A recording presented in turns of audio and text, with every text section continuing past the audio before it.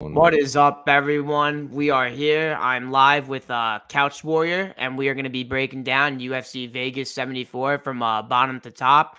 Couch Warrior, you excited for this card?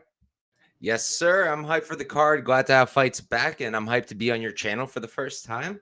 And yeah, looking forward to it. We've only really done stuff on Twitter Spaces. We do our prop talk stuff.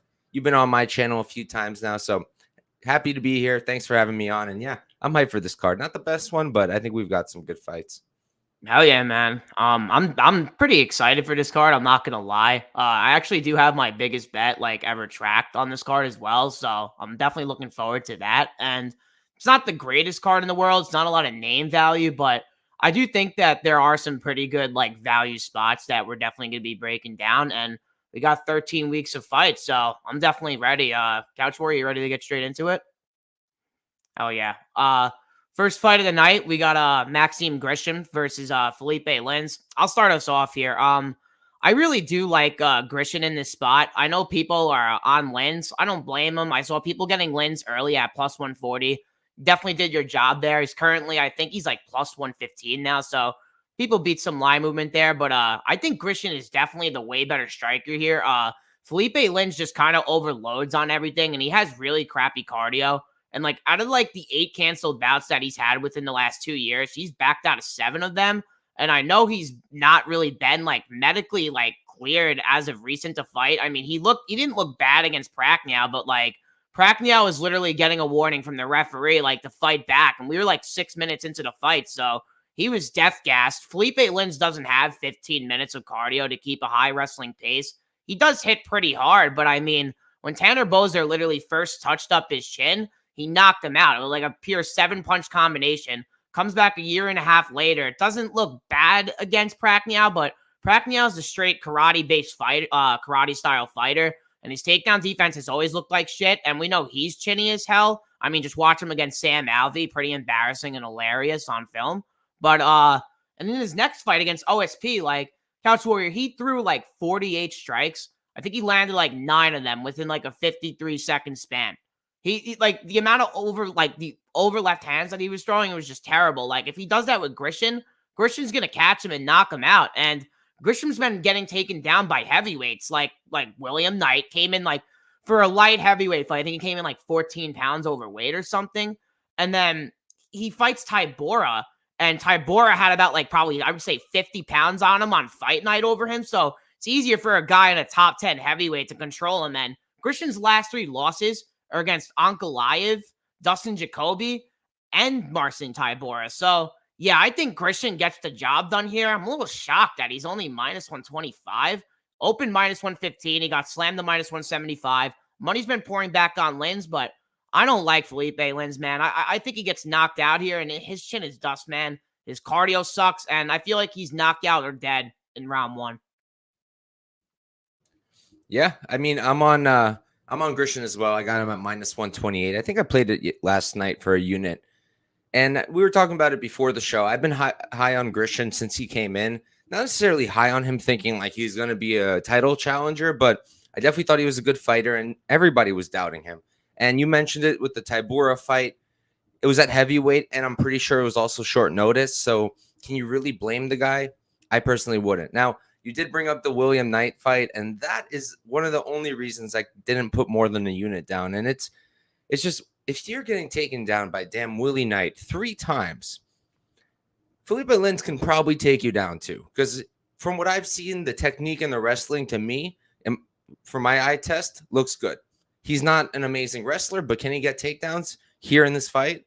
I think that's live. Yes. So it's going to come down to, can Grisham get back up, and can he defend the majority of any attempted takedowns? I think he can do both of those things. He is going to be the bigger guy here.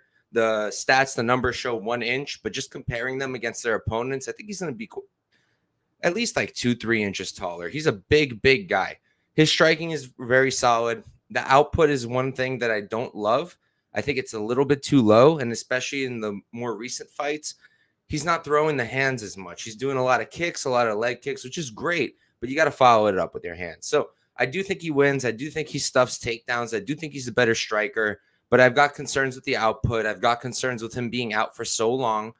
And Felipe Lins, like, I think I backed him in both of his last fights, and people were kind of just hype to just fade the guy because of what happened with Bozer, because of what happened with Arlovsky. But I kind of felt that, he's better than people were making him out to be.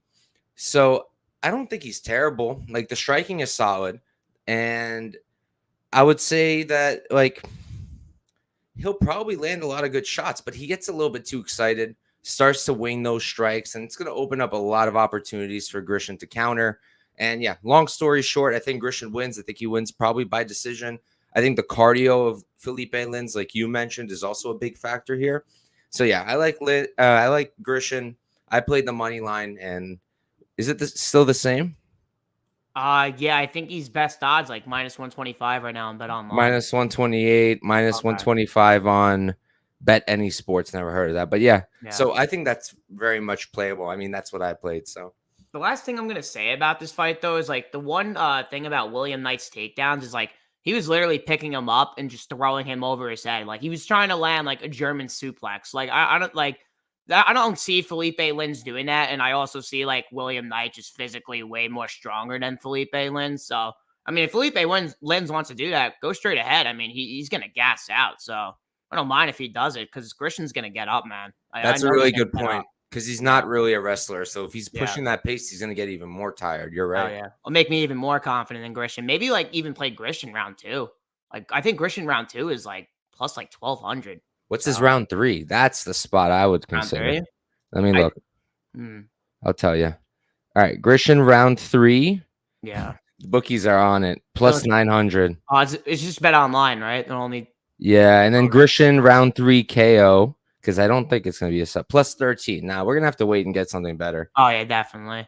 And that's when we talk about it on, Prop Talk, and that's Yes, when yeah. sir. Oh, yeah. We can move on to the next fight. We got Luan Lacerda versus, Damon Blackshear. You can start us off, Couch Warrior.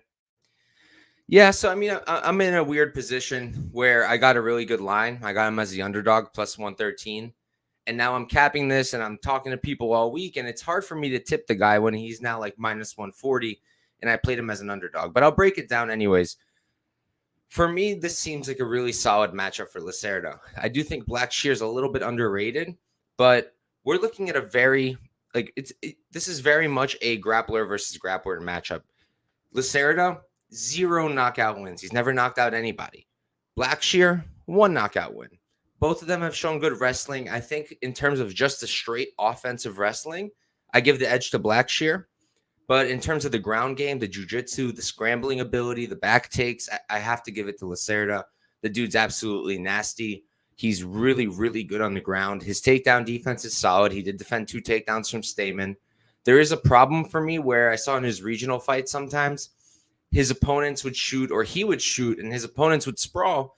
And instead of getting back up, he would go onto his back. And I understand why. It's because he's so confident in his submission game, but I don't want that to happen here. That's definitely something you don't want because Blackshear is a good wrestler. And if you're just throwing yourself on your back, he's probably going to be able to control you. All that said, Blackshear, like I said, he's a wrestler, right? But at the same time, he's getting out grappled by fucking Zalal. Am I allowed to curse? Sorry. He's getting out grappled by Yusuf Zalal. Like, that's not a great look. Zalal took his back by reversing him. And if Lacerda takes his back, I'm pretty confident he's going to finish that choke. Zalal is not the level of jiu-jitsu that Lacerda has. And the other thing that I think goes to Lacerda is the striking. Neither one's a crazy striker, like I mentioned. Neither one has many knockouts. But I don't like Blackshear's striking game at all. I don't like it much. He's not throwing much with his hands. When he does, it is kind of straight, so I'll give that to him. But it just looks very raw to me, and it's very kick heavy. Whereas Lacerda also, it's not the best striking in the world, but I think he's better. I think it's better striking overall. I think his boxing is better. I think he mixes it up more. And because of that, because I think he's got the striking edge, because I think he's got a jiu-jitsu edge, because I think the wrestling is close, I have to think that Lacerda probably wins this fight. All that said, though, now as the line keeps going, I think it's starting to get a little bit out of hand. And I can't blame anyone who's taking a shot on Blackshear because he is a good wrestler. He's a very solid wrestler. And like I mentioned, Lacerda sometimes will accept bottom. So I won't blame anybody, but plus 113, I loved it. And then now it's minus 148. Yeah, I can't really condone that. So If I were whoever's watching now, I'd probably pass. How about you? Yeah. So what I did with this fight is I actually bet the under 2.5. I bet it at plus 165. I just put 0.40 units on it. I actually really like what Blackshear does offensively. I mean, this guy's in your face nonstop. Trained at Jackson Wing for about 3 years in high elevation, New Albuquerque, Mexico. I'm pretty sure he's at like some fitness gym now. And I know he's not at Jackson Wink anymore. Supposedly he left Jackson Wink. I think he had a fall out there. And if he's not practicing positions that Lacerda's training and Lacerda's training with like high level black belts, I'm pretty sure Lacerda's got a stripe. I don't know how many stripes he's got on his black belt, but very high level black belt guy has 10 submissions on his resume. He's been submitted once and went back and watched the Stella Faye fight. And once he grabbed, I don't know what that guy's name is, but once he grabbed his back, the fight was over literally 11 seconds later with a 4-second choke. So the squeeze was very tight. And I'm looking at Blackshear, man, and like Blackshear's putting himself in these spots because he's so confident in his ground game. And it's like, as you said, Couchwar, I mean, Zalal had his back 3 times. Zalal's a white belt, and he had the rear naked choke in bad. He had it in really bad. I was pretty shocked. And I mean, if Lacerda's getting your back and he's putting that squeeze in, he's not going to let go. And Lacerda's Muay Thai based style fighter. He throws really heavy body kicks. He was doing it against Stamen, but his Muay Thai style was working more in that fight because Cody was just walking back.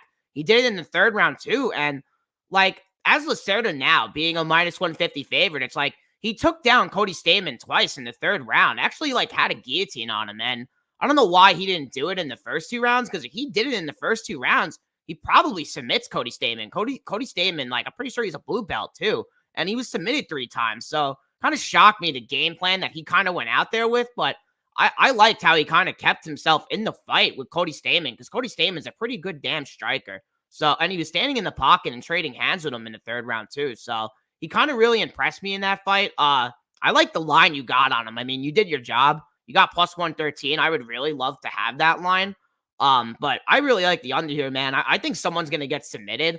I think Blackshear is pretty live for a finish here as well. And it's like, he was landing some pretty good shots against Basarab, but it's like, this guy doesn't really know when to just let his hands go and then go to the wrestling, because he's letting his hands go, and he hurt Basarab like early in the second round. And he just saw a sloppy takedown, and then he found himself on his back being controlled for 2.5 minutes at the end of the round. So I like violence here. I mean, it's a pretty sneaky bet. I think it's plus 155 now. I don't hate that line at all. Maybe fight to end by submission as well. If you guys can get fight to end by submission, I really like it, because I mean, just seeing Blackshear in bad spots against a guy like Zalal, especially a guy like Zalal getting the back 3 times, that concerns me. So yeah, I like the under 2.5 here. I think it's a sneaky play, and I'm probably going to sprinkle the fight to end by submission too, but I'm picking Lacerda to win this fight by second round submission, maybe even a first round submission. I was going to ask you what you thought about a possible fight ends in subs, so I'm glad you Yeah, brought I like that up. it. There's going to be a lot of chances, a lot of sprawls, and someone's going to make a mistake, man. I know Blackshear just got promoted to a black belt as well.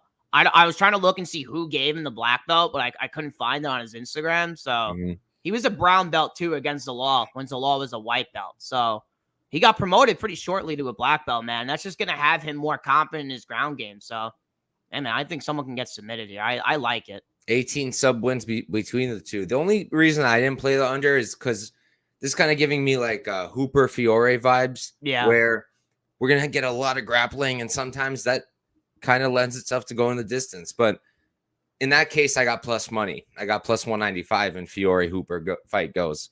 Oh, it's the opposite here, so I definitely can't blame you playing the under. I got that under 2.5 in early at plus 125, but I thought Chase Hooper had him out of there, man. Like the last 20 seconds of the round, I was kind of waiting for a stoppage, because I had Fiore money line too, and I'm like, this guy sucks, man. I don't know what I was thinking, but could move on to the next fight though.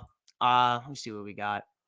We got well, here we go. The people's main event: Jinyan Fry versus Elise Reed.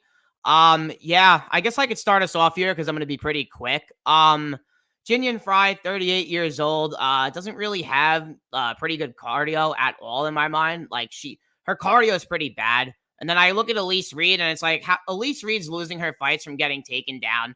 and getting controlled, but she hits pretty damn hard on the feet. She throws side kicks. She likes to kick the lead leg. She has a heavy left hand. I mean, she feints the left hand with the high head kick almost every single combination.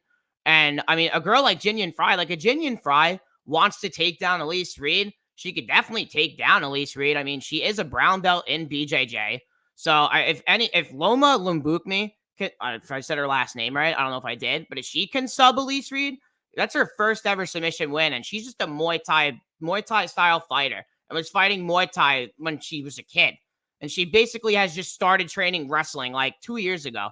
And she submitted Elise Reed pretty easy the first time she got her back. It wouldn't shock me if Jinyan Fry submitted Elise Reed, but the way I want to play this fight is like I think Jinyan Fry can really gas herself. I mean, she did not look good against them. She looked good against Demopoulos, but I mean, my dumbass bet Demopoulos inside a distance against Kolakevich, and I felt like an idiot. I felt like a fucking idiot after it, and I was ashamed of myself. And she looked awful, man, and like she was hurting Jinyan Fry in that fight also, which just really concerns me. I know she hits hard, but she is not a good striker. So yeah, I'm gonna take Elise Reed. I'm not gonna bet her, but her Elise Reed round 2 and Elise Reed round 3. Like I might be throwing little sprinkles on it just because of Jinyan Fry's cardio and her being 38 years old, and kind of just saw like her birthday was last week. So I mean, I don't know, man. Like I feel like this is a little concerning, but I know you have a different take than me here. Yeah, it looks like I've got a different take than everybody. I mean, I played this woman. I got reverse CLV'd so hard. I played Freya minus 145. So that tells you what I think about this matchup. And I think that it's a great matchup for Jinyu Fry. The only reason, the only way she's going to lose this is if she refuses to wrestle, like everybody's talking about. For me, it's kind of like everybody just does this. Like it happens all the time. Like a fighter will not do what people expect 1 or 2 times. They'll lose money and then they'll just assume that she's never going to do it again. Kind of like Loopy, the same exact thing. So, like if you watch the tape, if you watch the fight, Jinyu Frey's wrestling is probably much better than Sam Hughes. It's probably more solid than Loma Lookboonmee. It's different than Loma because Loma uses trips, whereas here we're working with a more classic wrestler. But again, the problem is she going to shoot? I personally think she is. I think she's going to do it. She just got her brown belt recently. She has shown that ability. In the DePaula fight, she almost lost that damn fight because she didn't shoot enough. But every time she did choose to get those takedowns, she got them, and it helped her with that fight. So against a woman like Elise Reed, first of all, we have this glaring hole of takedown defense and an ability to get up, which Elise Reed doesn't have either. It's a problem. And I understand. I think a lot of people are looking at the Melissa Martinez fight and saying, wow, now she's a much better wrestler. She's not going to get out grappled. Guys, Melissa Martinez is even less of a grappler than Loma or Elise Reed. The girl had no grappling at all. And I actually bet Elise Reed there as an underdog because I said if she shoots, she's going to win the fight. What happened? Exactly that. So I do think that Frey is going to shoot here. I do think she's going to be the much better wrestler.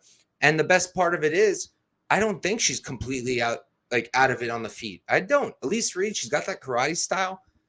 Personally, I hate karate styles in MMA. The only person in my mind who pulls it off right now is Wonder Boy, and that's it. So not a big fan. And I think Frey's boxing is good enough to get it done. Am I going to be happy if she's spending all 15 minutes on the feet? No, I'm not going to be happy. But I don't think that's going to be the case. And I do think the striking is enough where A, she'll be comfortable, and B, she can set up those takedowns. So at minus 145, I played a unit. So that tells you my confidence. Once I saw plus 100, I had to add. So I added a half unit.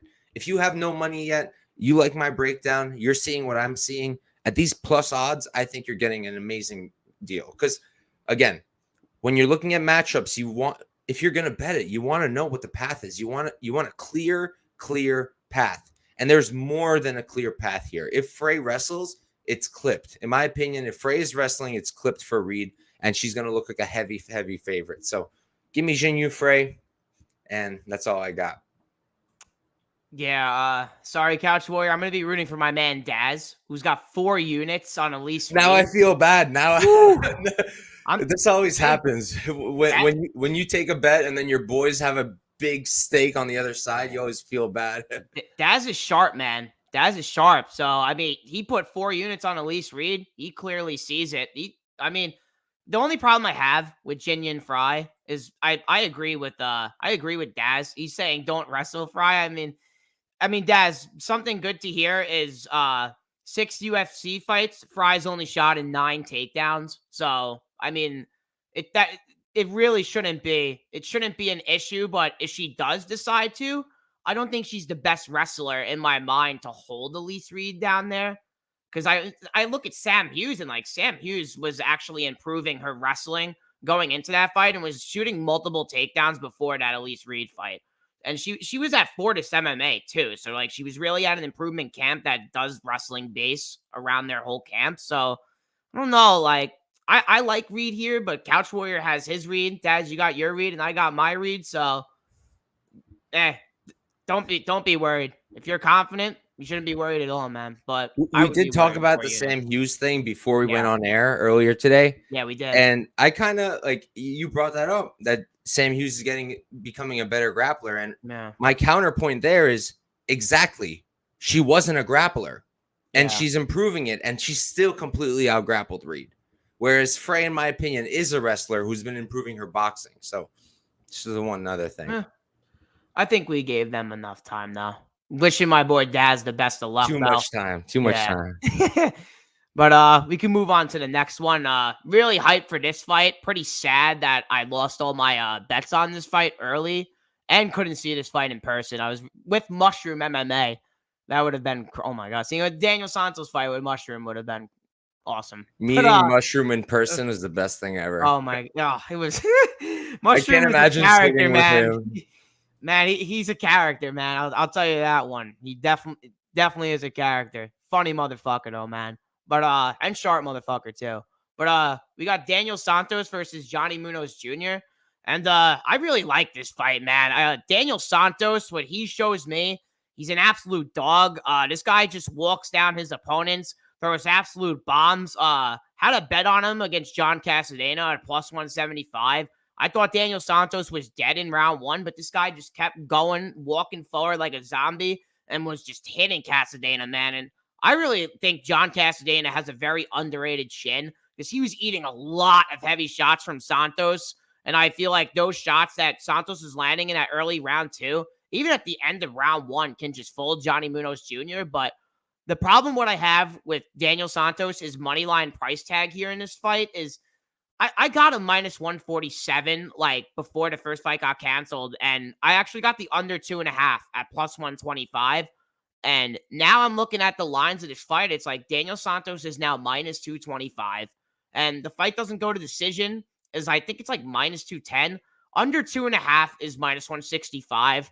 I feel like the only finish is gonna be from Santos here. I think Santos has the defense to just like not have Johnny Munoz submit him. Johnny Munoz isn't really submitting high level guys on the ground at all. But what he does is he kind of controls, and he's not that bad of a wrestler when he gets to fight to the ground. And what I know with Daniel Santos, like training with these Oliveira guys, is like they don't mind playing off their back and losing minutes off their back. So it's like, can Johnny Munoz just take the least path to resistance, hold him up against the fence, take him down, and just win minutes on the ground? Yeah, and I really feel like that's what he's going to want to do here, because if he's trying to stand with Santos for 15 minutes, and Johnny Munoz has pillow fists, guys. He doesn't really box at all. He just likes to throw low leg kicks, and then he likes to just shoot takedowns from anywhere. And I could see Johnny Munoz being gassed or shooting a desperate takedown and Santos getting a submission. It really wouldn't shock me at all. Santos is a pretty high-level BJJ black belt too, has a pretty good get-up game, and yeah, the way I would bet this, I'm probably going to bet it, is Daniel Santos inside the distance. I just don't really want to lay the chalk on the under 2.5 because I don't really see Johnny Munoz submitting Daniel Santos. So give me Santos here. I don't like his money line. I wouldn't parlay him because, guys, I mean, he was plus 175 in his last fight. The guy's now a minus 225 favorite. It's just I don't know if he could cover minus 225, but I feel like if he covers minus 225, it's inside the distance. So, yeah, that's how I'm going to bet Daniel Santos here. And I think he can get this fight. I think he can get it done whenever he wants. If it's on the feet, I mean, Johnny Munoz is in for a fucking nightmare. So yeah, give me Daniel Santos here, and round I'll pick him round 2 KO. But wouldn't shock me if he got a submission though. Yeah, I mean, I don't hate the Santos ITD or the Santos knockout. It's like plus 155.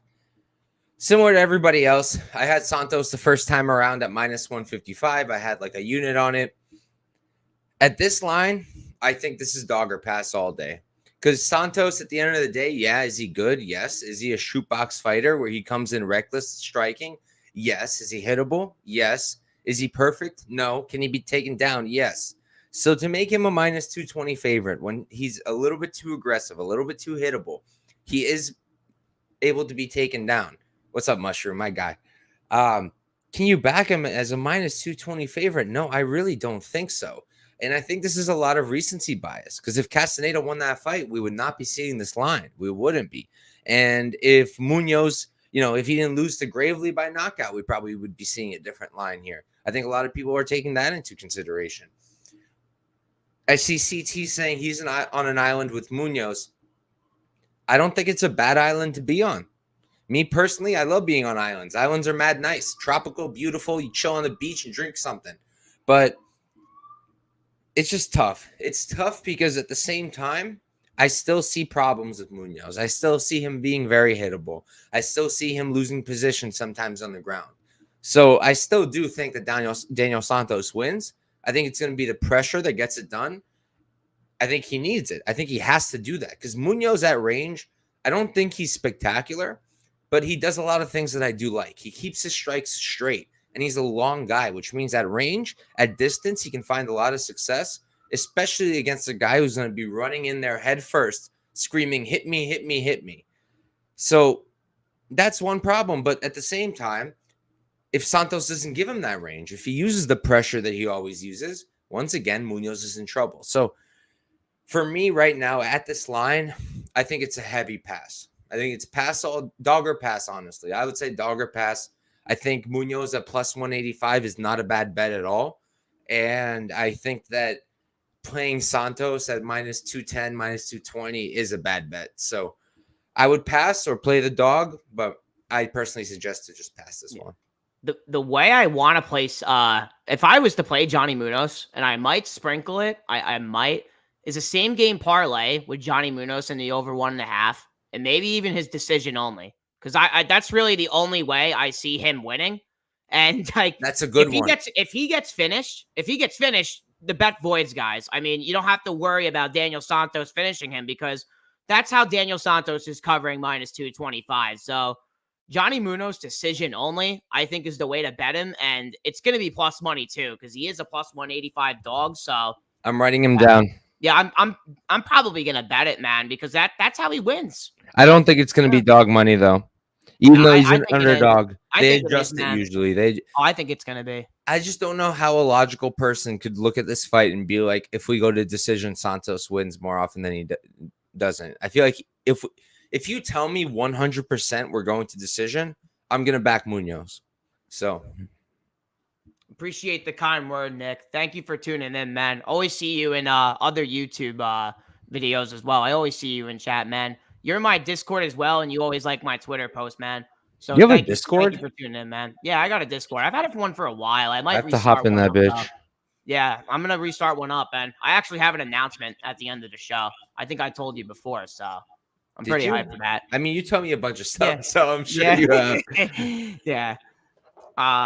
We could go on to the next fight though. Oh, here we go.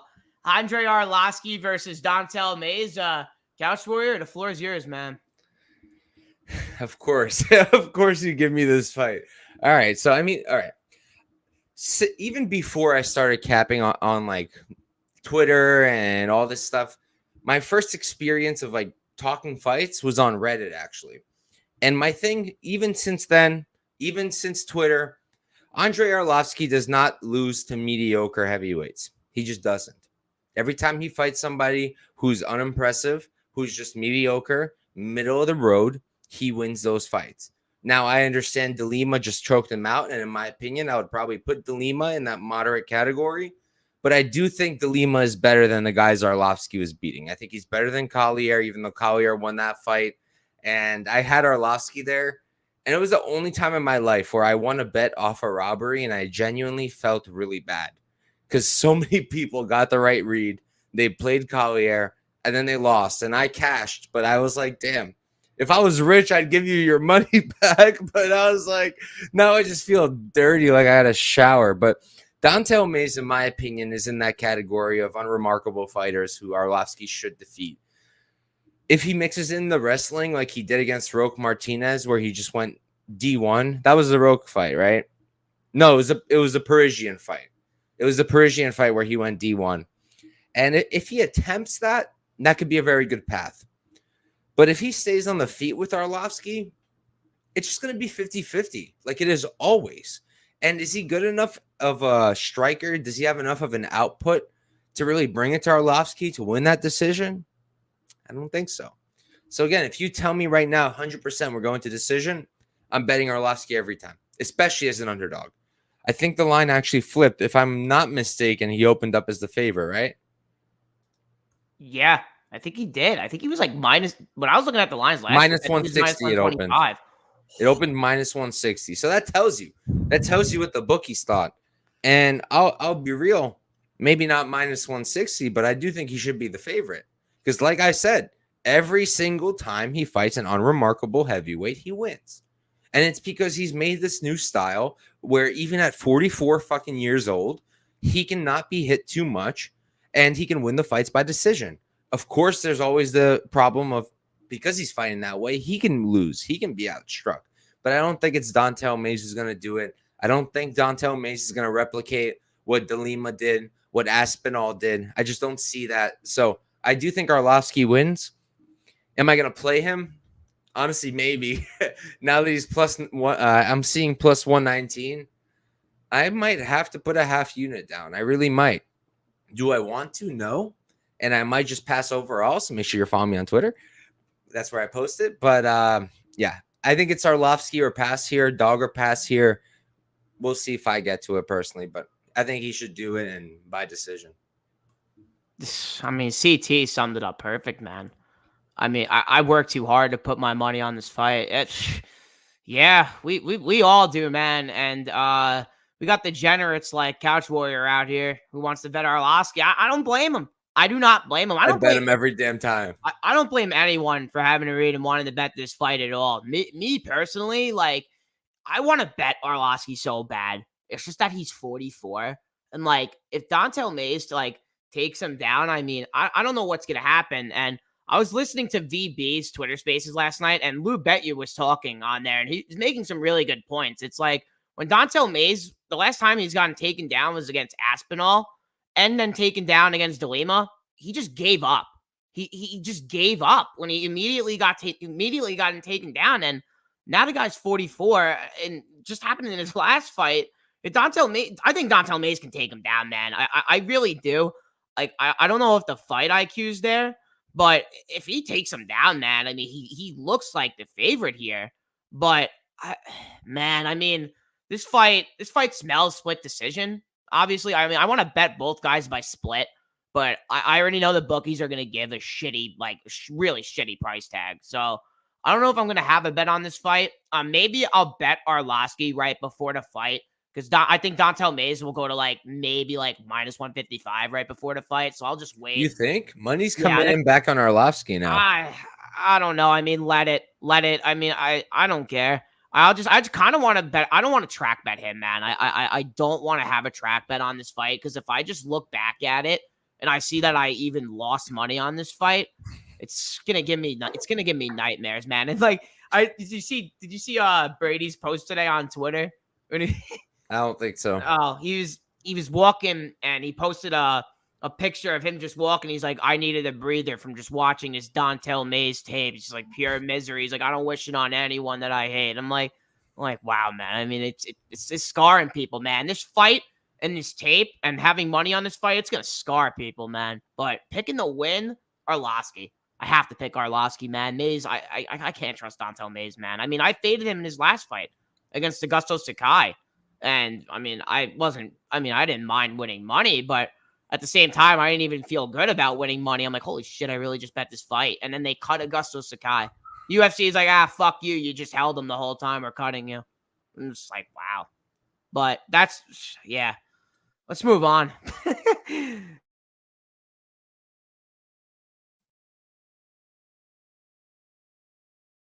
You're muted, my brother. Whoops. We got John Casadena versus I think his last name is Gufarov, right? You know I'm terrible at last names. Gaffarov is how I know it, and I Gaffarov. know it.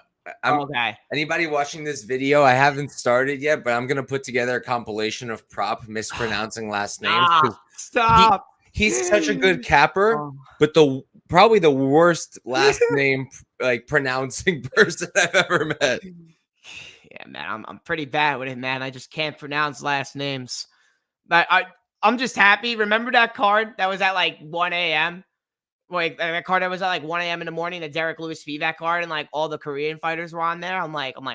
I'm like, thank God I wasn't really posting YouTube at this time because I'm like, I would have been a meme, man. I would have been a whole meme. But I did Road to UFC. If yeah, you did Road to UFC, I'm it would be the funniest thing on the I even did planet. Dana White Contender Series because I'm doing Dana White Contender Series content. I'm definitely gonna fuck that up. I already know I am. It's a great season. Yeah, They're I'm bringing in a hyped, really man. good season. Yeah, I haven't really I don't really know regional fighters because I really only stick to the UFC. But I'm gonna do Dana White Contender Series 100% though. Uh, I love how Pimblay, Pimblay. I feel like I'm saying him right. Patty Pimblay, You call him Pimlay? not Pimblet. That's definitely wrong. No, it is not. Patty Yes, it Pimlay. is. It's Patty Pimblay. Oh my man, and you're making fun of me. Can I screen record this one? I Get mean, back yeah, to but I'll be right. Hey, you're on camera anyway. I don't have to screen record you. Ready? It's already screen recording itself. But what's up, Glenbot? Thank you for tuning in, man. Yeah, this is a really good fight, man. Pretty sure Gufarov didn't he open like plus 260? He opened like plus 260, right? And then he got slammed. This is like a pick 'em now. I know Gufarov is 17 of his 18 wins inside the distance. I know he kind of has like an iron chin as well. Could Casadena spark his chin? I don't know, man. Casadena's really not that powerful. I don't really think. The guy has a wrestling background. I'm pretty sure he's a BJJ black belt as well. He broke down Miles Johns. I mean, Miles Johns like was just kind of sitting on the back foot the whole time, trying to hit him with a counter right hand. Wasn't really even shooting any takedowns as well. And he knocked out Eddie Weiland. And yeah, he did knock down Daniel Santos like 2 times in the first round, but I I don't think Gufarov can get him out of there. I really don't. I like Castaneda's chin, but I just don't know how it's gonna be coming off this knockout loss. Like that was a fucking war against Santos, man. I don't know how that's gonna be on his chin. And he really was known for just that toughness, even like in his regional career too. I know he was eating a lot of shots in his regional film too. And man, and on a betting perspective, I'm really waiting for an over to come out. Like I hopefully an over is plus money because I think both guys are really durable. I don't think one's going to be able to finish the other. And people who got in on Gufarov, especially if I saw people get in on him at plus 160. I saw someone got on him at plus 205. I was like, wow. I mean, it's completely smoked the line. So yeah, I think this fight should be pick'em. I know this is probably like the MMA Twitter like go at it of the week, which I really have been seeing. I know a lot. I see a lot of sharp people on different sides here. Should be a fun one to watch, but I'm picking the win. I mean, maybe I'll pick Casadena to win, but not with a lot of confidence at all. Yeah, I mean, I'm on Castaneda, and this is similar to the Jinyu Frey fight where I got reverse CLV'd so bad, where you can understand my confidence just from looking at it. I played Castaneda at minus 175. And I'll tell you, watching him slowly go down to almost pick him, I want to rip my hair out. I'm like, are you kidding me? I was so happy with minus 175. I was like, he's going to be even higher. And then he goes all the way down. I was like, oh my goodness. But look, I personally don't know how you can watch Gaffarov and think that he's got a high likelihood of winning this fight. Let's look at the Chad Anhologer fight, right, on the Contender Series. What happens when he can't get his takedowns once he starts getting tired? He's a fish out of fucking water. 39% striking defense against Chad Anhologer, a guy who almost lost to freaking what's his face. Forget.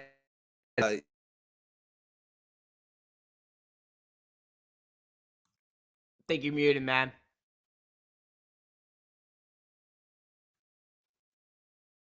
Yeah, can't hear you.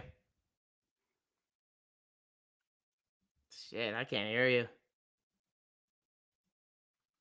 How about? good? Oh, there you go. All right, bet my Yeah. stupid microphone freaking unplugs. But what I was saying was, Chad showed the path here. If you can stuff the guy's takedowns, you're gonna win the fight. And I think that Castaneda is a much better striker. I think Castaneda is a good counter grappler. I think Castaneda all around is just a great fighter. And with Gafarov, he's a great wrestler, but he doesn't have much on the feet. In my opinion, he doesn't have much. 39% striking defense against damn Chad Aniliger. Not great. So I don't really get it. If you're betting him at plus 160 or whatever, I understand. Then I understand you're banking on the wrestling, which might happen. But me personally, I don't think it's going to be a huge thing here. Most recent fight for Gafarov, I think the guy's name is Silva, I think. Diego Silva, right? Diego Silva's an LFA dude. He's all right, but he's not a good grappler, and he's notorious for bad takedown defense. And of course, Gafarov out-grappled him, and that's how he won that fight. I think that Castaneda is going to be able to defend the takedowns, and any takedowns that he doesn't defend, I think he's going to get back up. He did a good job defending takedowns against a guy like Nathaniel Wood. That was on short notice. I think it was like a week or two notice. And he didn't look bad at all against a guy like Wood. He looked all right. He looked like he belonged. So, look, can Gafarov pull it off with his wrestling? Yeah. Do I think he's going to win? No. I think Castaneda is going to win. I think he outstrikes him. I think it's probably a decision like Glenn Bot's saying, maybe a late knockout. I really like the striking of Castaneda, but I think it's probably a decision. And again, I played him at minus 175 for one unit. I'm not going to keep adding to it because I do recognize the wrestling threat. And normally, if you guys watch my shows, you know who I am. You know that if I have a wrestler versus striker matchup, 90% of the time I'm going with the wrestler. And this is one of those 10% times where I'm going the other way. So I like Castaneda, and I think he's going to keep it up and win on the feet. Yeah, so I actually just looked. They actually just dropped props for this fight as well. The over 2.5 is chalky, man. I didn't think it would be minus 150. I really didn't think so at all. But I guess the bookies don't, man. Both of these guys are pretty damn durable, so they're kind of over it. This might be my first ever fight goes to decision bet. Couch Warrior, I've never bet a fight goes to decision. Like I was looking at my bet MMA tips yesterday. I'm like, wow. I'm like, I've never bet one fight goes to decision bet, and I'm close to a year on bet MMA so far. So I'm like, this might be the first one, man. This It's might be the scary first because one. you're cheering for the fighters not to do their job. I don't like to do it, man. I mean, I hate overs. I mean, the last over I had was pretty sure it was Olberg and Vittoria over 1.5, and I'm like, wow, I look like a fucking idiot. But hey, maybe I think the over is a pretty good bet here, though. I don't hate it, but Agreed. yeah, we could move on though. Let's see what we got. Oh, let's see what CT is saying here. I mean, probably could be. You think? They have what it takes. I mean, Georgia came in with really good wrestling, pretty much other than Giga. Could be. I mean, I'm biased towards Georgians. My girlfriend's Georgian, so they're super tough. But the Tajik guys so far have looked pretty good. It's just the striking of them overall I haven't really seen much of. Oh, Glenbot welcomed me to the Overs Club. Thank you, Glenbot. I don't think I'm going to be there very long, though. Let's see what Mushroom's saying as well. I like overs in basketball and unders in UFC violence. Get basketball out of my face. Oh, basketball. I don't watch sports with any balls. Recently. I've been doing good in basketball recently, man. I hit a plus 1100 the other night. Hey. Yeah. Al Horford race to first three. I was doing pretty good. I didn't actually bet the game 7 though. I laid off because I had a free play on the Boston Celtics to come back and win when they were down 3-0 to win like $450. And what did they do? They lost game 7. So, yeah, thank you, Boston. And sorry to any Boston Celtics fans out there. Press the button. Yeah, thank you, Alex. Appreciate that, man. Can move on to the next one though. Let me see what the next fight is. I actually really like this fight. We got Zaleski versus Baumgardner Magomedov. I can start us off here. Zaleski's coming back. Pretty sure after a year and a half, he kind of took a pretty good time off. I know he's coming off like post elbow surgery, which I really don't like to hear that at all. Guy has pretty heavy hands and has a really good kickboxing game. He's been facing some really good strikers recently as well. He's been facing Salikov, lost to him by split decision. I actually hurt him really bad in that fight. Dropped him at the end of round 1 with a really nasty right hand. And the last fight, I mean, the Benoit Saint Denis fight, I mean, Kizrayev, just dog shit referee. I heard Couch Warrior. I'm pretty sure you told me that he's actually a ref in regional scenes in They Russia, didn't get rid of him in Russia. In Russia, he still refs. It's really and funny. the fighters actually signed off to fight with him being the referee, knowing that they could die in there. I He didn't know hasn't. that. He honestly, like from what I've seen on the Russian regionals, he's never done what he did there. Like he's Wow. normally a normal referee.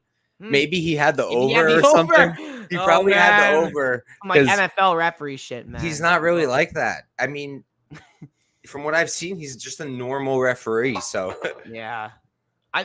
But back to the fight though. I like the sound. I like Zaleski striking. I mean, he was beating the shit out of Benoit Saint Denis, landing right hands at the right hand. And supposedly he went after, like, when he left the arena, he like punched a hole in the wall. And then like I just saw that he got re-signed with the UFC just like 2 weeks ago. So this guy wasn't even on the roster. I had no idea that he wasn't on the roster. So, and then the other side, it's like Nurmagomedov.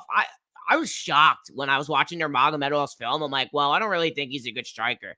When I go back and I watched the Jared Gooden fight, and it's like he was confident to strike with him for 10 minutes, knowing that's where Gooden's most comfortable. Because like Gooden said going into that fight, he's like, well, he's like, these Russian guys, he's like, they can't stand and strike. He's just gonna try to take me down. Nurmagomedov is winning most of those striking exchanges, and his jab is stiff.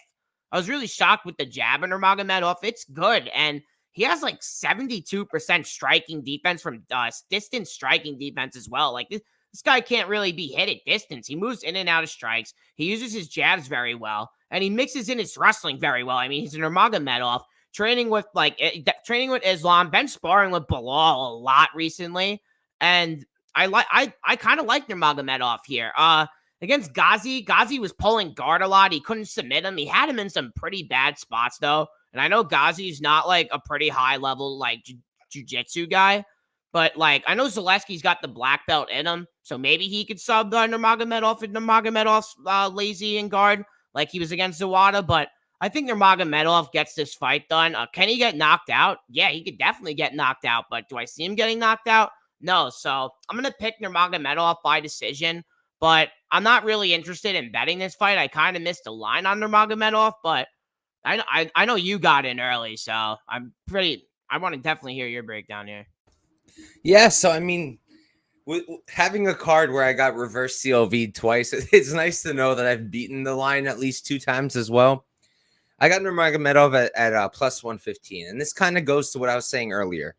When you give me a striker versus grappler matchup, 90% of the time I'm going to go with the grappler, and that number improves to 95% if they're also a decent striker. And in my eyes, you kind of brought it up. I think Nurmagomedov is a better striker than people are making him out to be. He didn't not shoot in the Gooden fight, in my opinion, because he was stupid or has bad fight IQ. I think he just felt very comfortable. And against a guy like Gooden, I think he's criminally underrated. I understand he lost 4. He went 1-4, I think, in the UFC, 1-3. I get it. But all of them were difficult matchups, every single one of them. Gooden is a good fighter. That's my personal opinion. And he's definitely a good striker. That's my personal opinion. So to see Nurmagomedov come out there and actually look pretty good and actually look like he can box, to me, that's a plus. Now, if he does the whole falling in love with the striking, no wrestling thing, yeah, he's going to be in trouble here. I do think Santos is a better striker. But at the same time, he's also very kick heavy. Capoeira background. Does a lot of kicks, and that's going to lend itself to wrestling because if you're throwing a lot of kicks, you're going to be open to getting those kicks caught, and that's going to give a very easy opportunity for a guy like Nurmagomedov to take you down. I do think the wrestling is going to come into play. I think his striking is enough to get the job done, to set up those shots. So I do like Nurmagomedov, especially at those dog odds. At minus 110, to be frank, I probably still would play him just for a unit still, no increase or decrease in the stake, but I think he's playable up until minus 130, to be honest. That's probably where I would have opened it, and it's because of that wrestling. I think people are really just going with this thing. The Zawada fight, and the fact that he didn't shoot much with Gooden. Just me personally, I feel like people take this like, oh, they fell in love with the striking and then just run with it. And then they start losing all these bets, and it's like, oh, I wonder why. It's because you got recency bias all over you, my brother. So I do think Nurmagomedov's the side here, and I'll stop beating a dead horse. I don't hate it. I mean, we're on the same side here. I mean, I have no money on this fight, but I'm rooting for you, man. Can move on to the next one though. We got Jamie Malarkey and Couch Warrior. Take the high. I'm not even gonna try it. I'm not even gonna try to pronounce the name. I'm not gonna be able to get it. I did it yesterday on my solo breakdown, man. Right before I go, everyone get the cameras out. I'm like, everyone screen record. I'm like, I'm gonna fuck it up. And I go to pronounce the first name and couldn't get through it. Then I get to the last name. I think I still fucked it up. Is it Nemavov? You're lying right now. No. You did not read that as Nemavov. Namav. Okay. I don't know. I'm gonna have to come back. This is the best one you've done so far, dude. His last name couldn't be easier. Everyone screen recorded. Everyone get the cameras out. Post it on Twitter. His last name couldn't be easier. It's Naimov, my brother. I said Naimov. No, you said Naimov. I said Naimov. Come on. No, run it back. I guess we'll run it back. I'll run it back after. I'll give it to you. The first name's hard. It's Muhammadjan. Yeah, I believe. Okay, but I mean, I don't really know. I'll start this off. I don't really know much about him. All I know is that he's taking his fight on short notice. Jamie Malarkey, Jamie Malarkey, just to be as Lou Bet said, Jamie Malarkey minus 590 in this economy. He's like, we can't cover it, and it's like, of course, there's no way we can cover it. I mean, it's crazy to think that he was plus 275, and now he's a minus 590 favorite. I think against a fighter that's really not that bad. But man, I mean, I don't know too much about this other guy, but what I know about Malarkey is that he mixed in the wrestling last fight. I had the under 2.5. I was fucking pissed. So pissed that he didn't decide to strike with Prado. And I know Prado was not really facing any good wrestlers before that.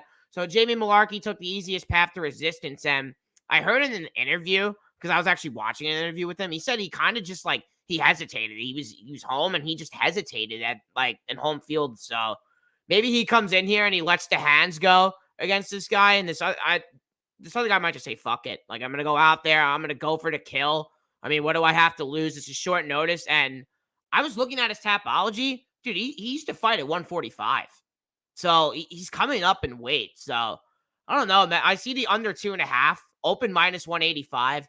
It's minus 165. I am not laying chalk on another Jamie Malarkey under 2.5 because I got pretty scarred last bet. So I'm probably gonna pass on a betting perspective again. But I mean, I'm gonna pick Malarkey to win, but there's no fucking way. I wouldn't even lay minus 300 on this guy, man. I would not even trust him at minus 300. Yeah, in this economy, in any economy, Malarkey at minus 500 doesn't make any sense. I would have to go through the roster and get to the very tippy bottom to be able to tell you who Malarkey should be minus 500 for. And I don't think Naimov is one of those people. And that's why I saw the line, I did my tape, and I played a quarter unit at plus 400 on Naimov to win 1 unit. And I think it's a great bet. You're getting plus 400 on a guy who is not ass. And I think a lot of the reason people are saying he's ass is because he lost to Colin Anglin, and then Colin Anglin proceeded to lose his next 2 fights. He lost to Melsik Baghdasaryan by knockout. That wasn't a threat from Naimov. And then he lost to Woodson also by knockout. Not a threat from Naimov. So it's just, in my opinion, it's different.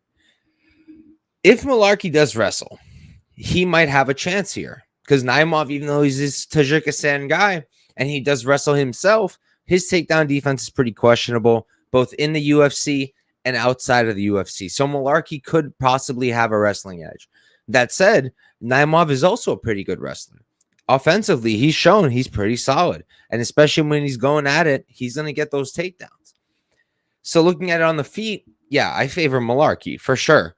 But Naimov does enough. I think he's serviceable. I think he's going to be able to compete at the least and set up those takedowns. So at plus 400, I just think it's way off. Like, if I lined this fight, I probably would have opened Malarkey like minus 250. I think would have been fair. At this price, I just think it's all kinds of wrong.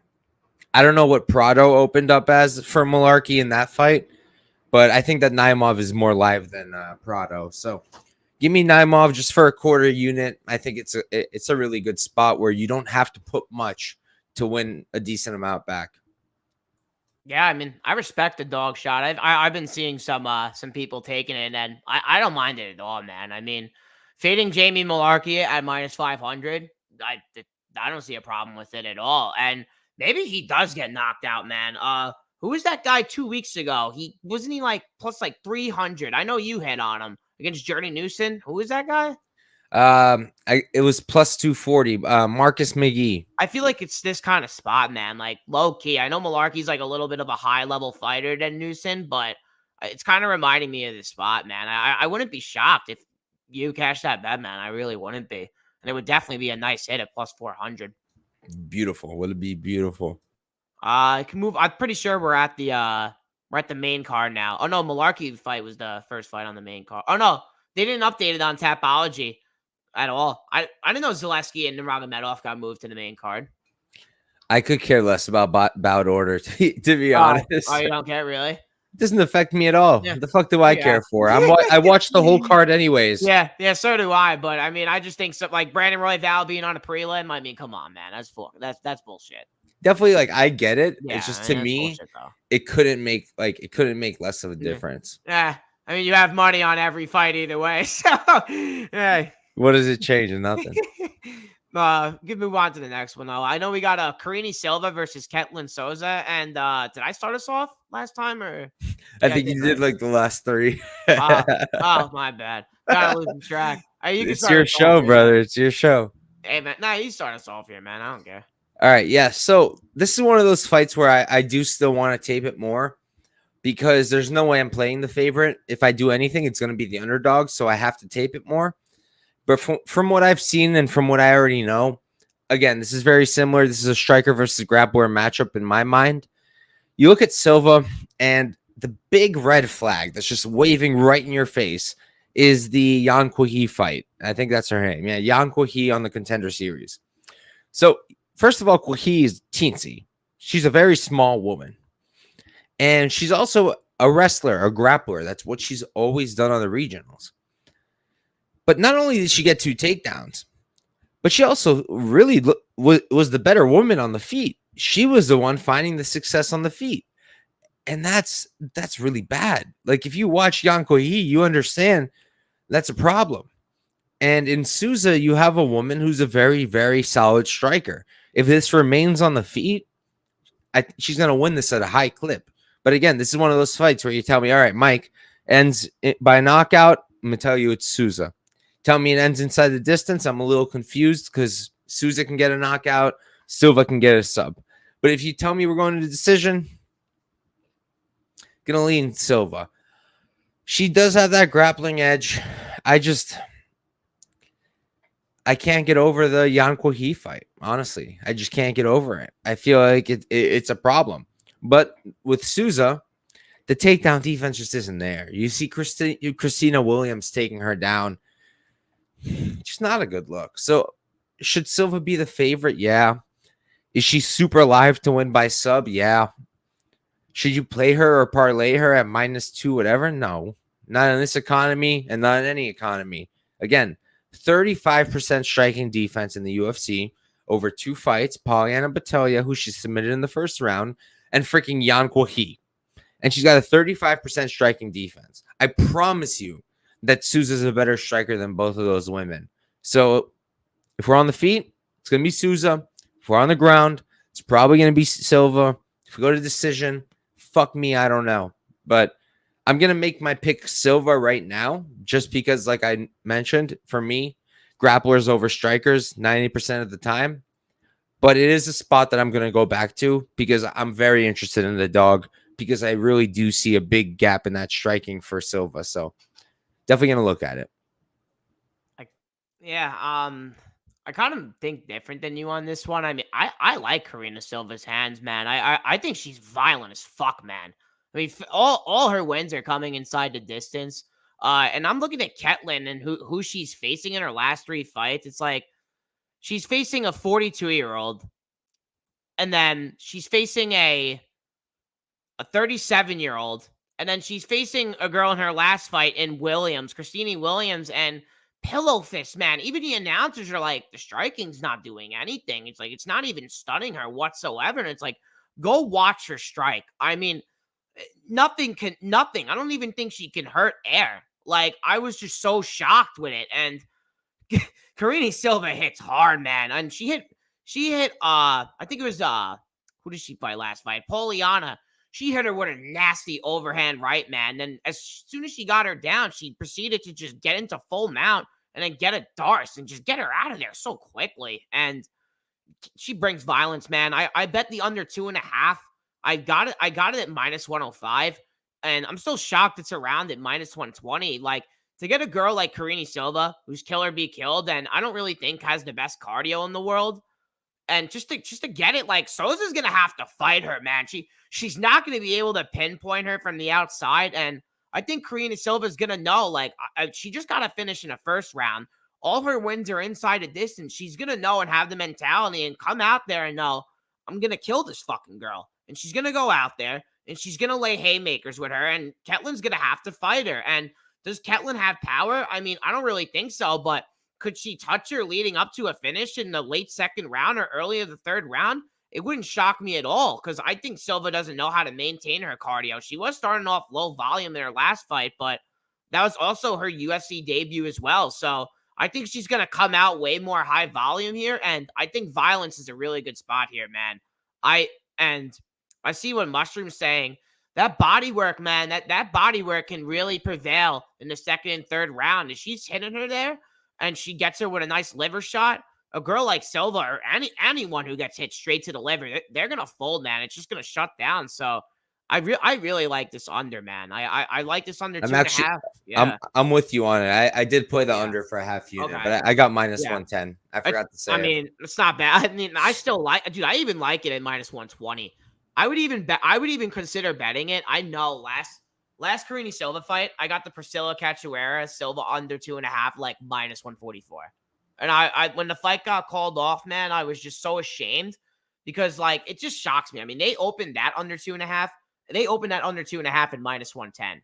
And now I know Sosa's a different fighter than Priscilla Cachoeira, obviously, but I just feel like getting Karine Silva in, like, any, like, pick'em price for under violence, even it's a woman's fight, like, it's a Karine Silva fight, kill or be killed fighter. So give me the pick'em money for that under, and I think Silva could do it in whatever round, man. And I was so pissed because yesterday I saw Ketlin's KO was plus 800, and guess what Karine Silva's KO opened on Bet Online?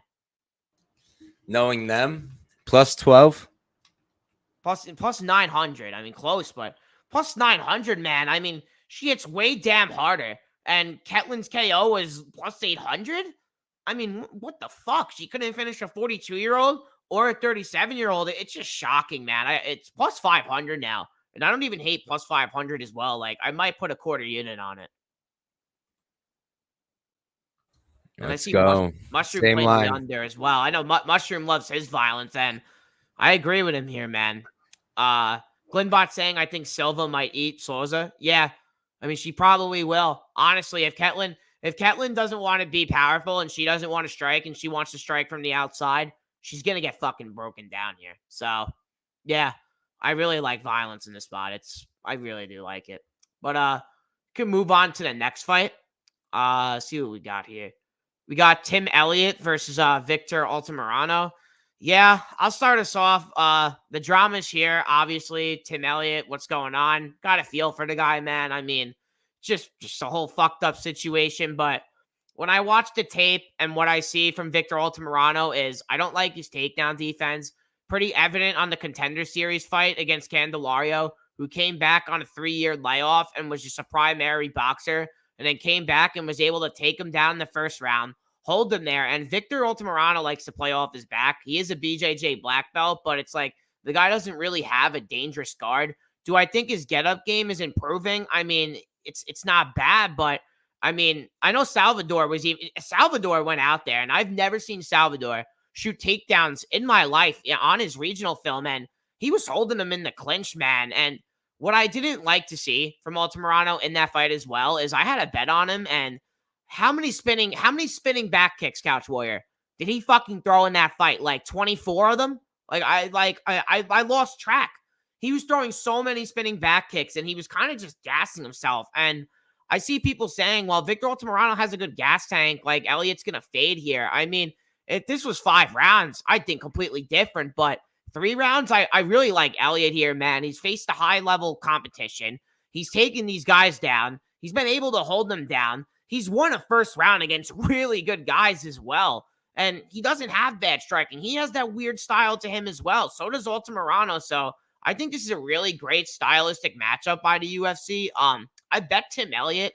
I bet him for 1 unit at minus 155.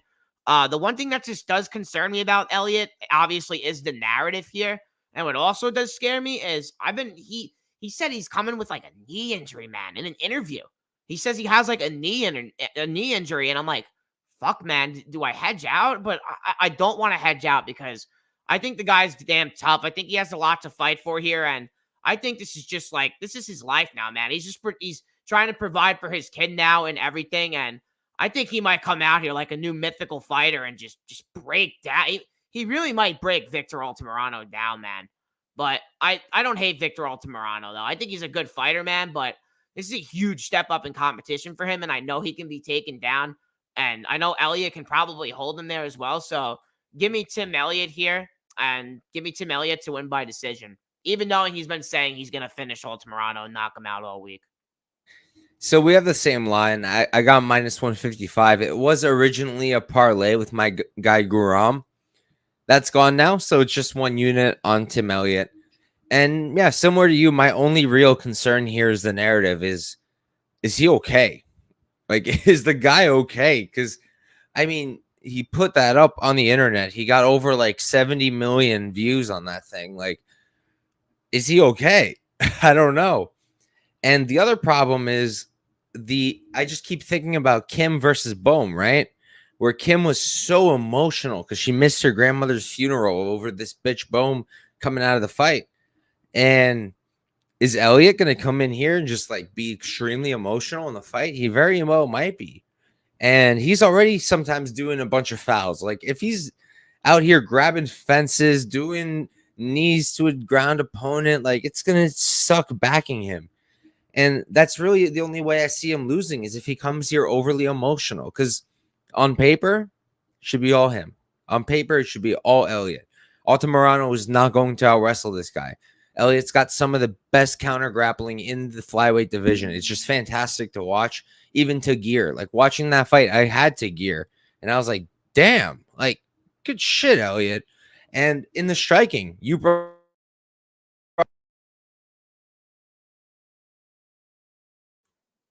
Your mic cut. How about now? Yeah, you're good. I hate this thing, dude. I have to buy a new mic. But yeah, long story short, I think Elliott wins. I think Elliott wins by decision. My only concern is the mental. Yeah, that's my concern too. And just especially talking about his knee, man. It's like, dude, what the fuck are you doing, man? Like Victor, I know Just Win Baby, like on Twitter, he just interviewed Victor Altamirano as well. And like, so he's definitely on Twitter, man. And if he's looking up Tim Elliott and he's seeing him talking about a fucking knee injury, like I I don't know, man. It does scare me a little bit, and especially with the narrative, but the tape that I read here, it just leans me to Elliott, and I got a minus 155. And I thought the line, I thought he was honestly, Couch Warrior, I thought he was going to be like minus 250.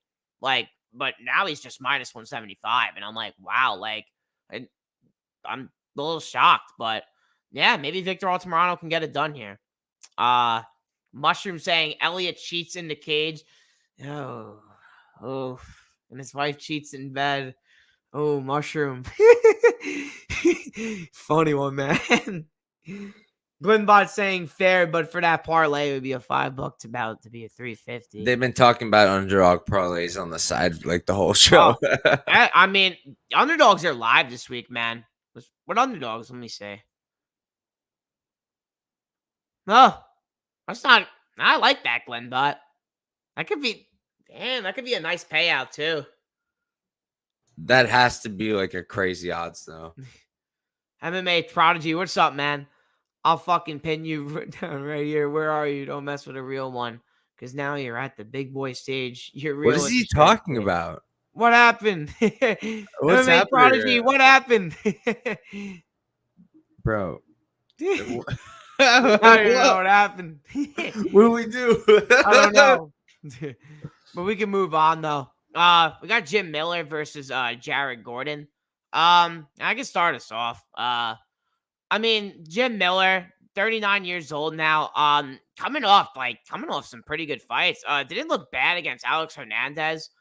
Took the back of Hernandez and actually almost submitted him in the end of the third round. And yeah, he's knocked out Eric Gonzalez. He's knocked out Nicholas Mota, and he beat the movie star Donald Cerrone. But it's like Jim Miller's making his reads on the feet, and I feel like that's how he has to start winning fights now.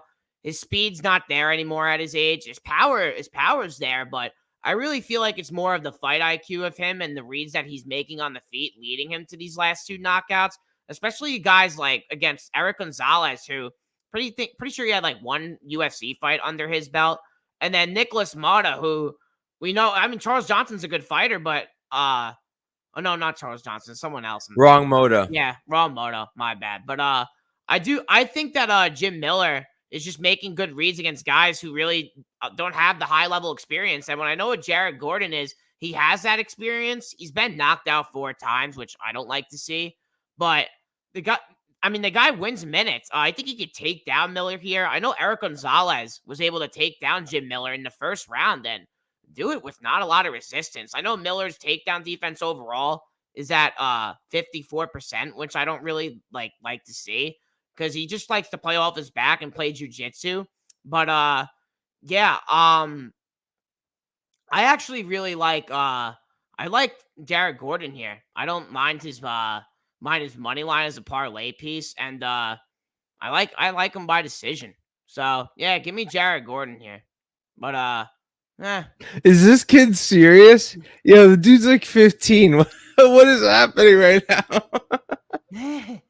man, woo, damn, how do I really am? Damn, man. Damn, I don't know what I did to you, man. It's your name, apparently. I mean, hey, man, I just call myself a propaholic because I like to bet props. There's nothing to do. I think aholic is just a word. It's just a word, but I according to you, damn, this kid is pissed, bro. Yeah, let him be pissed. I don't care. My brother, you're 15 years old. I don't care, man. It's all love here. If he wants to hate me, he can hate me. If he wants to have his viewpoint, that's his viewpoint. Straighten up your back. You've got shit. Whatever, man. I don't care. It's whatever. Shit is too good. Yeah, you could break down this fight now. I mean, this fight sucks. I don't know why they're doing it. I don't know why Gordon's coming in so soon. I think the only way to do this is play the under or the fight doesn't go. It's plus money even for the fight doesn't go. And then it's under, I think is like plus one something. But like it just adds up, right? Because you look at Gordon, literally just got knocked out. I know it was a lot of it was like a headbutt, whatever, but he did get knocked out and it's not good. And it was just over a month ago. And Miller, even at this old age, he has still shown a good ability to counter. He's still shown power. He has still shown striking. He can still do everything he used to do, not at the highest level and not at the same level, but he is looking very solid still, even at 39 years old. Gordon, if this was just like a fresh matchup, I think Gordon should be like minus 300 because he's a bad matchup for Jim Miller because he's not washed. He can strike, and he's a really good counter grappler who can wrestle himself. I mean, the guy dealt with Joe Selecki, who I think is very solid on the ground. If I'm not mistaken, I think Selecki actually beat Miller too. If I'm not mistaken, I'm like 90% sure about that. But yeah, regardless, I also don't think he deserved that win over Selecki, but still, my point stands. He's a good counter grappler, and that's why I think over Miller, it's a tough matchup for Miller. But because he just got knocked out, you won't catch me dead touching Gordon. So it's under or pass for me. That's the only way I would do it. Supposedly, I was watching Dan earlier with Big Steve, And I heard he said that he was watching a Jared Gordon interview, and that he said that he had a concussion after that. And it's like, No shit. I mean, no shit, obviously, but it's like, I mean, it's just terrible, man. I was gonna bet him, dude. I was gonna bet him at -164, and I'm like, all right, am I gonna Concussions really do this? aren't But a huge deal though. I One time know, but I got a nasty one once, and like they go away pretty quick, and like there's no yeah, like cure for it, and it's like not the obviously if you fight the next day after a yeah, concussion, obviously, it's yeah, probably stupid, but like yeah. it's not a huge deal I from what know. I've experienced. I know Miller's KO is like +552. I even saw DraftKings What's open his his sub? finish only at like -115. His sub, I think it's Yeah. like +500. They're all over it. It's not good against like, and Jared Gordon's a very high level like brown belt as well. I know it's under a pretty good coach as well. I think the under. I think the under and fight doesn't go is the way here. Oh, Uh, you think Gordon could finish? It wouldn't shock me if Gordon let the he's hands go, 39. man. Like you saw him against Pinlet. He had Pinlet like kind of backed up and was like, Pimblay. Pinlet, come on, yeah, I'm shitting on you for that one. I think you're right there. I don't even know. No, but he had him up against the cage and was actually letting his hands go. I mean, I feel like if Jared Gordon lets his hands go against Miller, like Miller could definitely catch him, like a way that Court McGee got caught against Matt Brown. Like the same thing could happen here. So that's what this line's really reminding me of, man. Like Jared Gordon having the wrestling up right here, being such a high favorite, and been knocked out, and coming on like Court McGee was also coming off a knockout loss, being a high favorite. I know that was against Jeremiah Wells, but I just feel like that's a way to kind of look at it. I don't know. Like I don't hate Gordon here, but I'm just not gonna do anything with him, man. I'm probably not gonna bet this fight as well. Thank you, Kiwi. Hey, do what you gotta do, man. Appreciate you stopping by, man. Got Mushroom saying Miller +300. Where? Oh, ITD. Yeah. That's Not probably how he terrible. wins. His last 7 wins are inside the distance, so that's probably the way to bet Jim Miller, honestly. Glenbot saying Gordon is 34.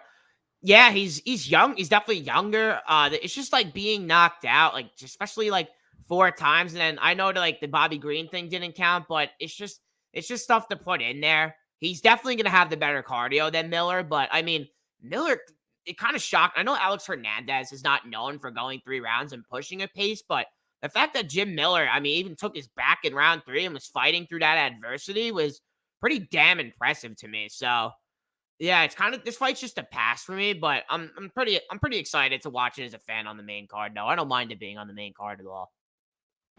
But can move on to the next one. Pretty sure we're at the co-main event now. We got Alex Caceres versus Daniel Pineda.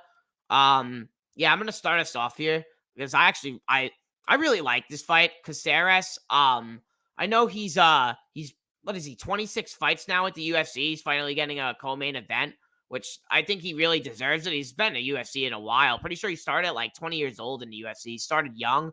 On the other side, Daniel Pineda, 28 of his wins come inside the distance, which you don't really see that.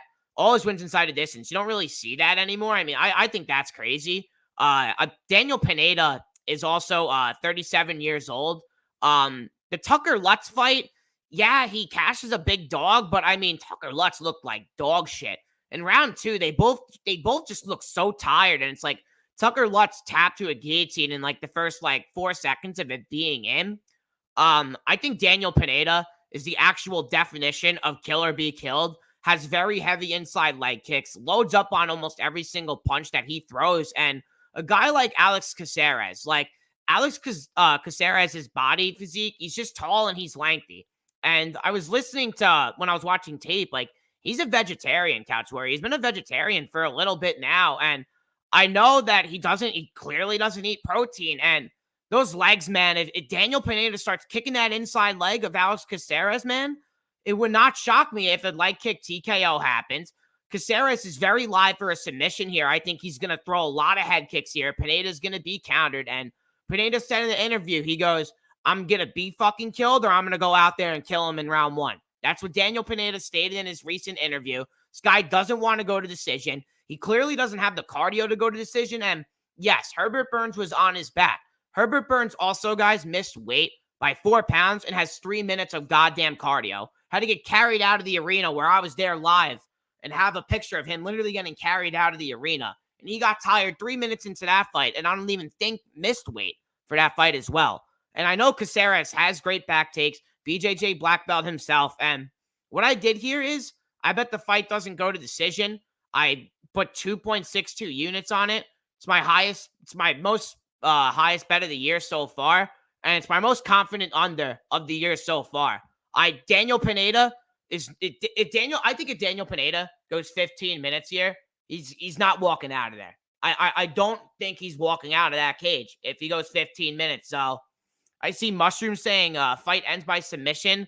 I don't hate it personally, but would it shock me if either of these guys got caught on the feet? No, not at all. So I personally wouldn't play it, but if that's your read on how the fight ends and you want to cut that minus 175 to a plus 200 or a plus 185, I don't mind it at all. But personally, I really love the fight doesn't go. It's my favorite bet of the year. It's my favorite bet on the card, and I fucking hit it big, man, at minus 175 on DraftKings. You said something at some point that really cracked me up, but now I don't remember it, so I'm kind of Oh, pissed. But what Caceres being a vegetarian? yes, I don't know if I've ever heard. Put it in, man. No pro, dude. I mean, dude, I've never heard anyone cap based off of that before. Hey, man, I'm looking at every single point of view. I man. love it. I love it, dude. Those leg kicks of Pineda, just watch him in every single fight. He's hurting every fucking opponent with inside leg kicks. Like Andre Feely on the first leg kick literally switched stances and he's like, fuck this. I'm not fighting out of southpaw. And then he just started lighting him up with the right hand every single time. Every single time he was hitting Pineda with that right hand. That was just kind of funny, but yeah, I'm on violence too. I played the under 2.5 today at minus 135 on DraftKings. I think it's a great spot. I mean, you just look at both the guys. They're finishing a ton and they're getting finished a ton. I don't really think that highly of either guy. I think particularly less highly of Pineda. I backed Tucker Lutz pretty confidently in that fight, and I looked like a damn idiot. It's hard to really gauge this fight. I think they're both kind of middle of the road, but Caceres honestly has been on a pretty good run. Even against goddamn Sadiq Yusuf, like he looked okay. So I have to think Caceres probably wins, but I think there's just going to be a ton of violence. Pineda is going to bring it. He does have power. I don't think he's the most technical striker, and I don't think he's that good of a striker. I'm actually interested maybe what DraftKings has decision only at.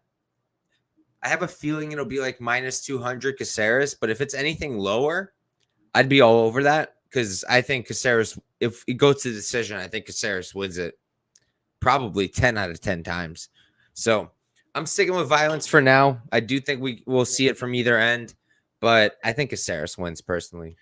Dude, I'll tell you right now, if Caceres wants to stand on the outside and strike with him, Daniel Pineda, no matter how tired he is, he's not going to allow it to happen. Because, like, he just doesn't want to be in there for 15 minutes. He stated it in interviews. He does not want to be in there for 15 minutes. Like, it's either I'm going to fucking kill him or I'm going to get killed in there. And then he takes his paycheck and he leaves. He goes home. So... And now he's 37. It's like, I just don't see him even wanting to fight 15 minutes, especially with a kickboxer like Caceres, who basically is just karate-style fighter and definitely has good BJJ as well. But, yeah, fight doesn't go to decision. I'll pick, I'll pick Caceres to win. I think he can knock out Pineda. Maybe even sub him. But, we finally got here, Couch Warrior. Thank you for coming on. We're at the main event now. Amir Albazi versus Kai Kara France, and you can start off in the main event. Yeah, so this one was tough for me. I do my best not to bet biased, and this was one of those times where I had to put my bias aside.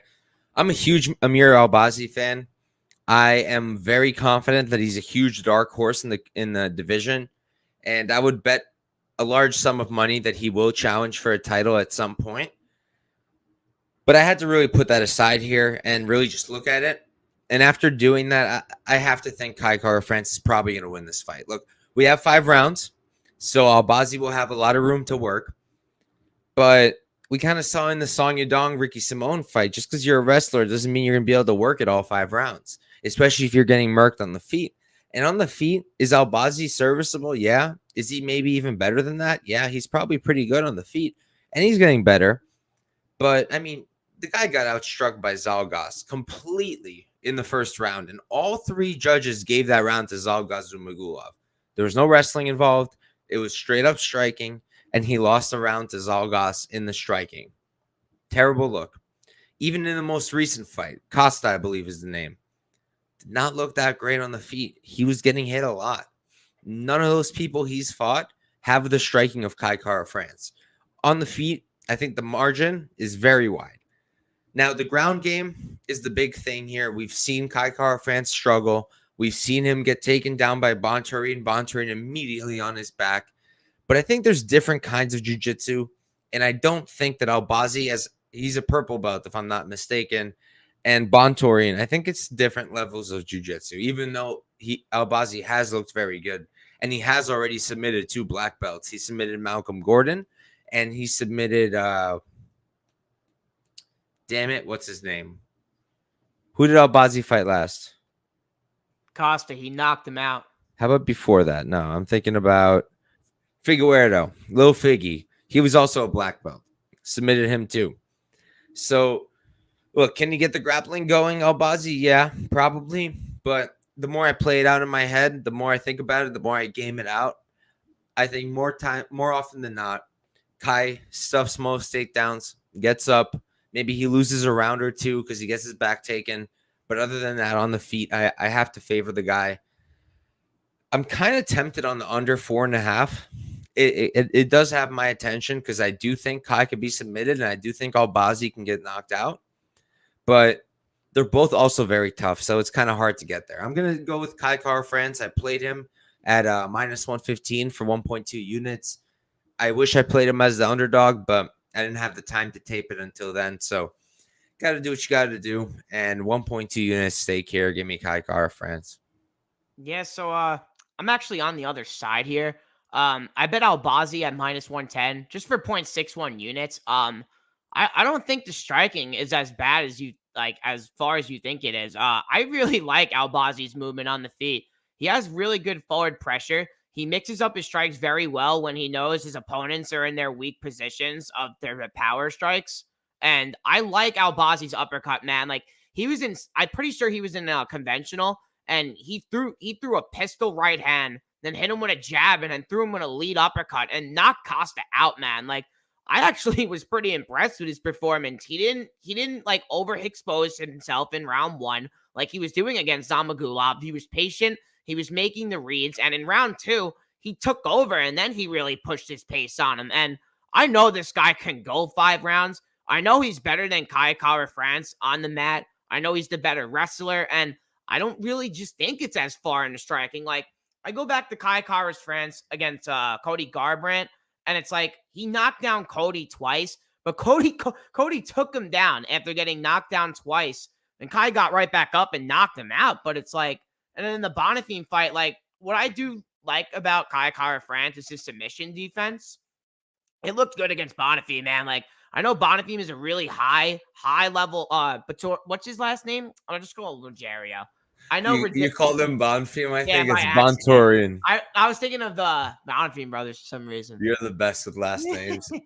But I know Rogerio's a very high level black belt. He was trying to submit him the whole first round, and Kai just kept fighting out of it. Ended up knocking him out, and then the Askarov fight. It's like, Askarov was gassed, man. And we know one thing we know about Askarov is he doesn't want to be on the feet. He's wrestling very urgently early in all his fights.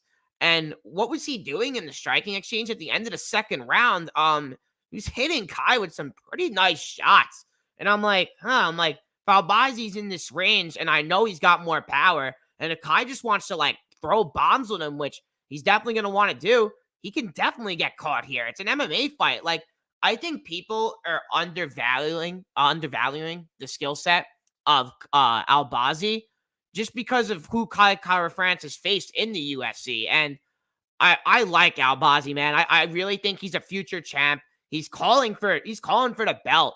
Like, he wants to fight for the belt in Abu Dhabi in his next fight. So I think he's coming out here with a statement. And this is just narratively what I think. Like, the UFC put Mackenzie Dern up against Angela Hill knowing, well, he could definitely get it to the ground. And Mackenzie Dern just dominated. And now they're putting out Amir Albazi in there in the small Apex Center cage where the takedowns are going to be easier, and he could kind of circle out the cage and make the reads on the feet in the first round. And I think the leg kicks from Kai are going to be limited here also, because Moreno stands very wide and Albazi doesn't stand wide. He's got a tight stance, and I like how explosive he is as well when he gets his takedowns and when he leans into his power shots. So, yeah, give me Albazi at these pick'em odds. I don't think he'll be a pick'em ever again. And the UFC, please make Amir Albazi versus Muhammad Mokaev.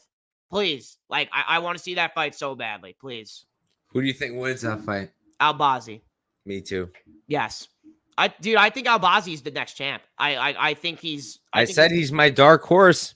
Yeah. This is probably the first and last time I'm betting against him. So I don't blame people for betting against him, but I just feel like the skill set of Albazi has just been, it's being underlooked this week just because of the competition differences for Kai Kara France. But if I'm not mistaken, I think he was like pick him with freaking Malcolm Gordon. yeah, he was minus 129. Well, he also took that fight on like, I'm pretty sure it was like literally like he was in quarantine. He had a quarantine for like 3 hours. And it was like literally a 24-hour notice. And Gordon had a lot of hype behind him back then too, for some reason. And look where he is now. I mean, is he cut now? Or I don't know. I mean, he picked up a few wins. Yeah. I mean, beat Figueiredo. And I mean, little Figgy. Yeah. Thank you, Couch Warrior, for coming on the channel, man. Really appreciate it. Thank you for everyone for tuning in. As always, as now I'm doing all my shows live, and I love doing my shows live. Engaging with you guys in the chat, it's awesome. It brings me more energy, and love doing this, man. Gonna be going live more. Going live for the rest of my videos, actually. And I'll let Couch Warrior say what he's got to say, and then I'll make my announcement. But Couch Warrior, here you go. Yeah, I'm hyped for this announcement, but thanks, Prop, for having me on. Always dope to break down fights with you. Everybody watching, thank you as always. Good luck this weekend. Like I said, I've already put out my video last night for my full card breakdown. Normally I have a guest, but I decided to go dolo. Episode 60 of the Couch Warrior podcast, so it was just me. And then me and Prop will be doing our Prop Talk Twitter space. We have to talk about it if it's going to be Friday or Thursday. Still playing around with it. I don't think I'm going to be putting out any other videos. I'm going to do shorts for UFC, but nothing for regionals. I'm going to try to put stuff out on my Substack, at least 1 or 2 write-ups. Maybe I'll just cover all my bets in one write-up. And that's probably going to be it for me. Thanks again, Prop, for having me on. And thanks to everybody watching. Yeah, thank you for joining me, man. And yeah, you guys can find us on Twitter. I linked Couch Warrior's Twitter and linked his YouTube down in the description below. And yeah, guys, I'm starting a Substack. I actually just made the account before, and I do breakdowns for my bets on Twitter, but I'm gonna go more in depth to my film study on these breakdowns, and I'm gonna start writing them up on Substack. So I'll be posting that on Twitter after this video as well, announcing my Substack, and it's just gonna be more in depth breakdowns and me typing up these little breakdowns on Twitter. I got Twitter Blue, so I can type up these little. Yeah, I'm going more in depth to these breakdowns, man. You're about to write a 3,000 word essay. Hey man, there's a lot more for me to say, and I'm gonna do it for UFC 289 coming up, and I'm already halfway through the film. I'm gonna get my full card breakdown out. Maybe even tomorrow, honestly, maybe Friday. I'm gonna get it out, and yeah, guys, thank you everyone for tuning in. Appreciate you guys as always. You guys make the show so much better. Couch Warrior, thank you for coming on. It was a great time having you, and peace out, everybody.